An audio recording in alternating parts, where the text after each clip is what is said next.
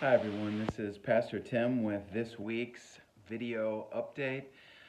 I want to begin by thanking the Grace Church family for your generosity and kindness through the month of October. It was Pastor Appreciation Month, and so many of you were just so encouraging and so kind in notes and gifts that you offered to me and others on the pastoral team.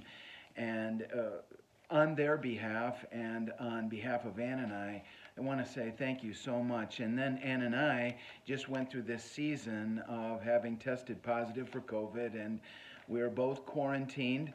As of yesterday, both of us are off quarantine now. I came off last Friday and came off yesterday.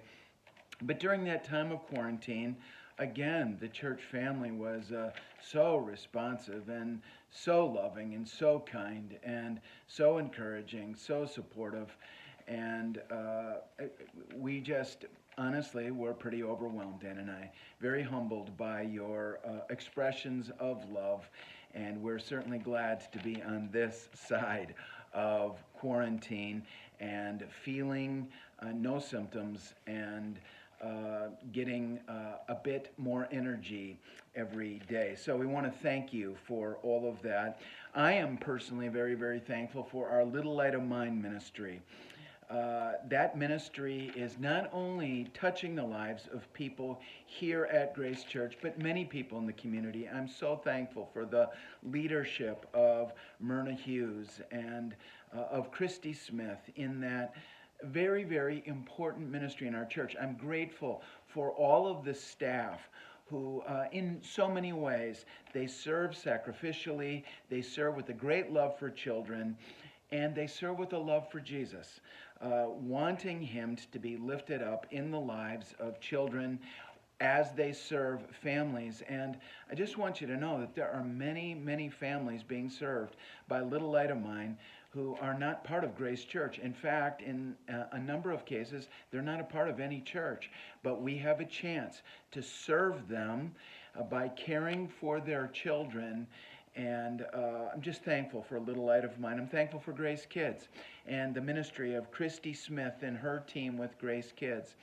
And while we're certainly grateful that our Grace Kids ministry is back operational and functional since September 13th, we also look forward to that day when more and more of our children in the Grace Church family can connect again and be involved in that Grace Kids ministry. I'm thankful for our student ministries, for Pastor Jordan and his excellent team that he has working with him, who are serving our middle school and high school students.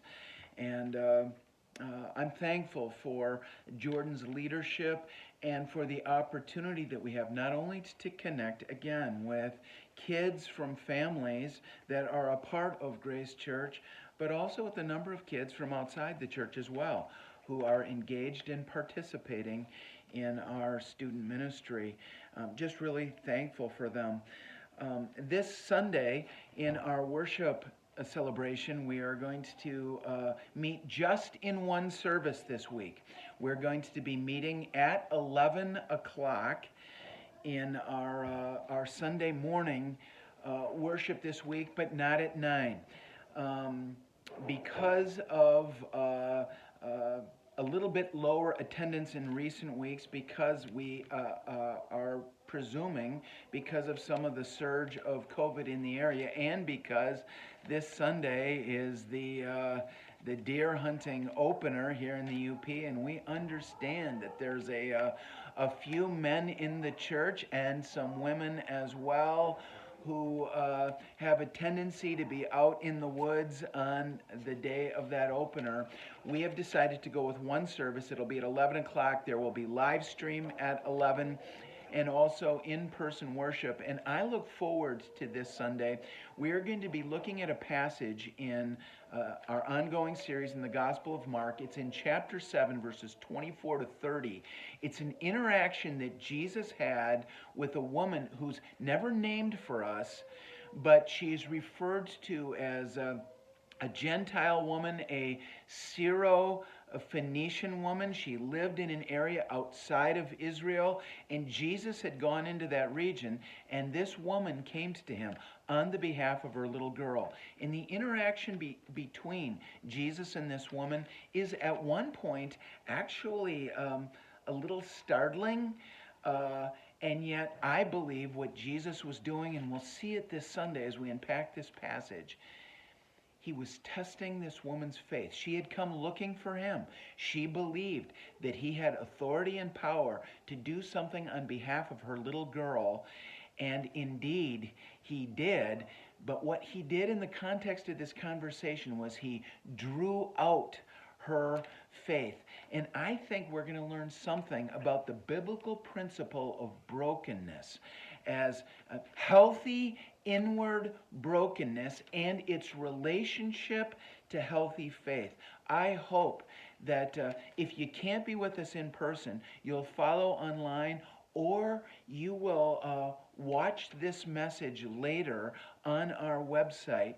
All of our messages are online, and I hope you will see this one, because I think this is an important passage and an important message. Well, that's it for this week. Again, Grace Church, you're greatly loved. So thankful for you. In this month of Thanksgiving, I want you to know that Ann and I are sincerely thankful for you and for the privilege of sharing life with you during this time. Blessings on you, Grace Church. Look forward to being in touch.